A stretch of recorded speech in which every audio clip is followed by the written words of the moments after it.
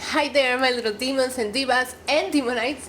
Bienvenidos, welcome back to my channel. Que es la que hay, mi gente? Estamos activados, estamos encendidos. It is I, Isa, aka the Demon Diva, and the big dog. He's back there taking his little daytime nap because he knows I am about to talk about Monday Night Raw highs and lows. Today we are talking about the Monday Night Raw that aired on Veterans Day, November 11th, 2024. Halfway live from Grand Rapids, Michigan. We'll get into it. But before I get started, please make sure to subscribe to the channel. Thank you so much for getting us 25,000 subscribers. And we keep on growing. I'm trying to upload more content such as this video and more.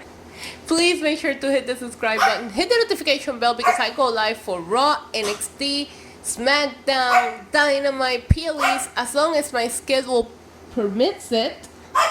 As long as my schedule permits it, I go live for most wrestling shows that you guys can join me and watch. And we have a great community, great chat community. If you want to use exclusive emotes on the chat and have access to exclusive video, please consider hitting the join button and becoming a Demonite. Alright, now that I got the basic YouTuber things out of the way, let's get into Monday Night Raw highs and lows. Typically we start with a low and we go with a high, and I do have I'm gonna keep it to 5 today, so I do have an honorary mention for each. So my honorary mention for the low is that next week Raw is pre-taped, and the best that I can do avoiding spoilers, I've already seen a few.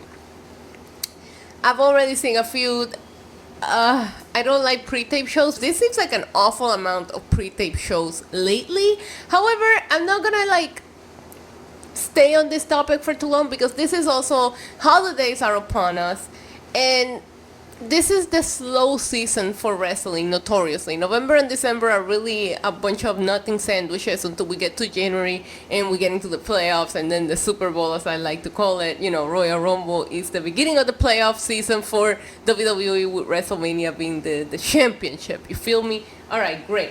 My honorary high that I want to mention is Dakota Kai return. Dakota Kai made her return. She looked incredible. She wrestled. She changed her hair. Shout out to her. Always makes me happy to see somebody come back from the injury list and to see them healthy and going at it. So shout out to my girl Dakota Kai.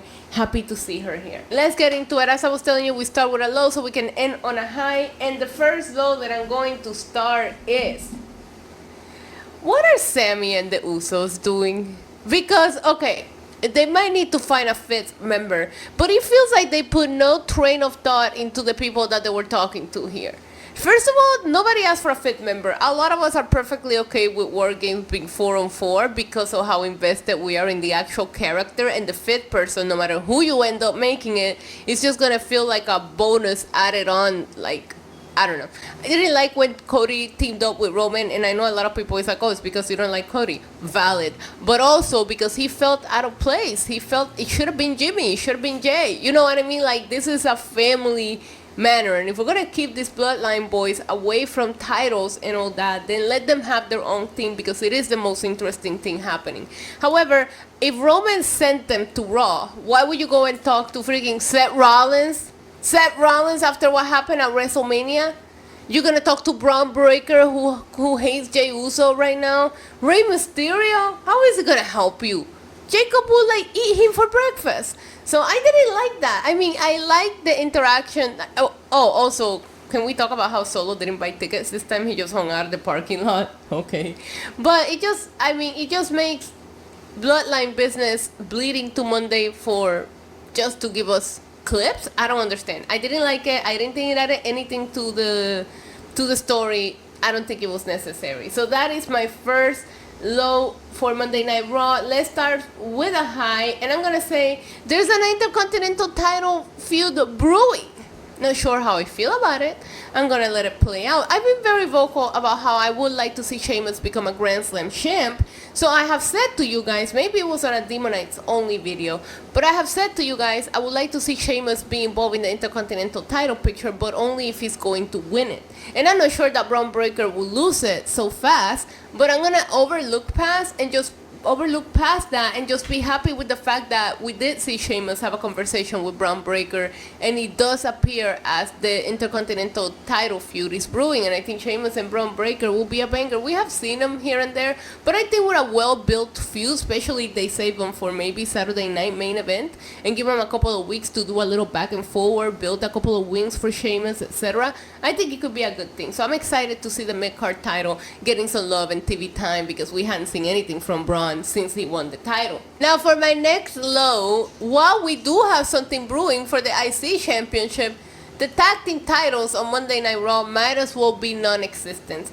They could freeze them right now and nobody would even notice, because the Judgment Day has them. And I did like to see Finn Balor have a little bit of tension with this new Judgment Day, like they teased that.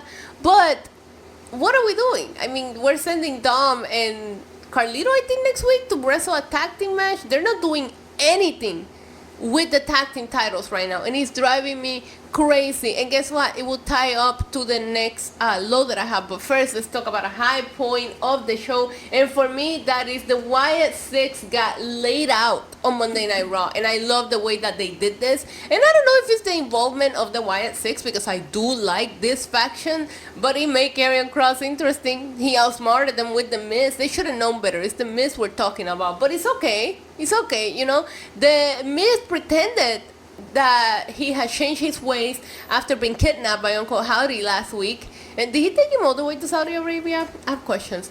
But Karrion Kross brought him out to the ring. He was like beating up The Miz, whatever, and then he called out the Wyatts and they showed up, and it turned out that The Miz was always with them. So they ended up outsmarting the Wyatt 6, therefore laying them out. And we have never seen the Wyatt 6 the Wyatt 6 be laid out like that. So I did enjoy it, and it makes me curious to see, like, where are we gonna go with this? I don't think it's gonna be a War Games. I don't know if it's gonna be like a traditional Survivor Series elimination match. I don't know what they do with this, but it seems like it's going somewhere. And I gotta tell you something, last night they managed to make me interested. Now back to the low points of the show, and I just talked to you guys about how there's nothing cooking for the tag team title.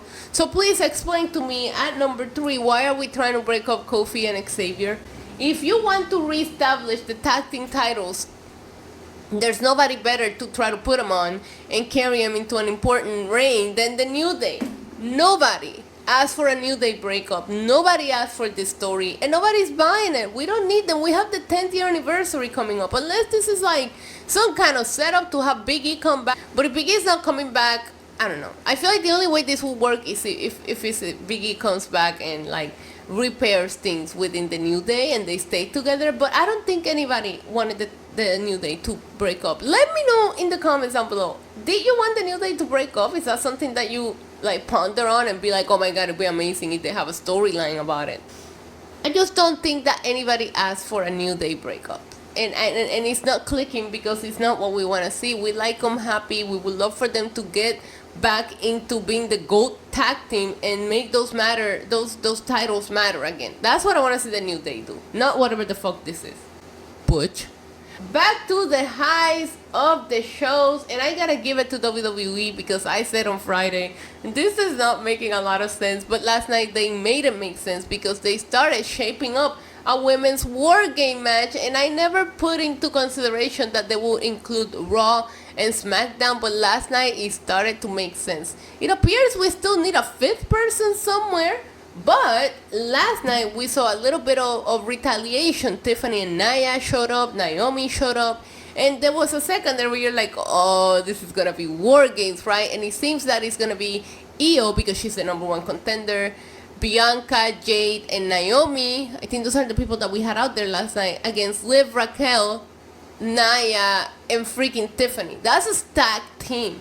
I'm super excited for this. Did anybody else come out? I can't really remember right now, but seeing it from this perspective involving Liv and Raquel and all that, like not only is first of all, Io is a War Games legend, so she has to be in the War Games match, right? But not only is the stack, like the power in that match, all of your women champions involved in it, I like it. I'm excited. I didn't think they were going to make me excited. I thought it was going to feel forced, anything that they did with a second War Games match, but this one is making sense, and I'm interested. Where's Roman? Where's Roman? Hold on. I'm interested. Now back to a low, and we need to start having a conversation about this. Maybe we need to make a whole ass individual video about this, because Imperium used to be a very intimidating faction. They broke them off. Now we don't even know where Giovanni Vinci is. Missing. Put him in a milk carton somewhere. And Ludwig Spears is nothing but a jobber now. All he does is just lose matches to make whoever Gunther is gonna face next look strong. And I don't like it. I think Ludwig is powerful. I love the way that he introduces Gunther. And I feel like with Ludwig losing, it also hurts Gunther's. And we'll get into that. It also hurt Gunther. So, yeah, I literally just wrote down Ludwig Spears is now a jobber on my list. I don't like it. I think Ludwig is so much better than that. And I do think it hurts him, it hurts them, and Imperium is just ass right now. It just goes to show you that shame that whatever happened to having factions where everybody could go up to have success, right? Look at the New Day.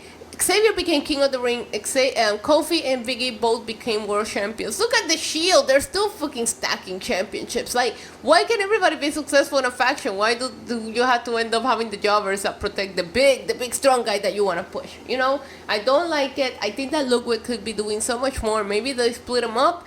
And there's a fear because of what they did with Vinci. You're like, maybe they should have split him up, but is he gonna stay there and keep freaking jobbing? I don't know. At number 2, I feel like you can go back and watch all of my Monday Night Raw highs and lows that I've done, all 3 of them.